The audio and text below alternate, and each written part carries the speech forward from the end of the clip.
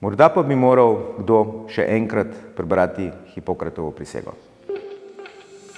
Stavka Fidesa je vsekakor že predolga. Stavkajočim pa manjka, vsaj po mojem mnenju, empatije.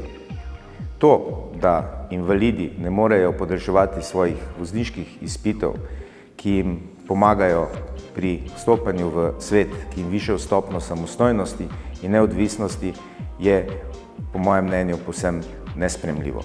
Nesprejemljivo je tudi to, da zaradi zahtev po višjih plačah najbolj trpijo najbolj ranljive skupine.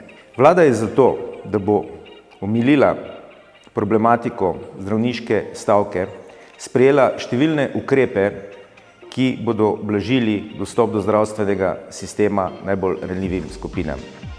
Vemo pa, kdo je najbolj moralno in tudi profesionalno odgovoren za te prebivalce. Žal pa bo nefleksibilnost pogajalske ekipe škodila najbolj tistim, za katere so stavkajoči moralno in pa profesionalno najbolj odgovorni.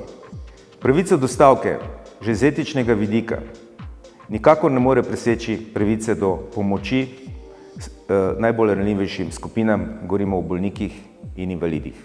Morda pa bi moral kdo še enkrat prebrati Hipokratovo prisego.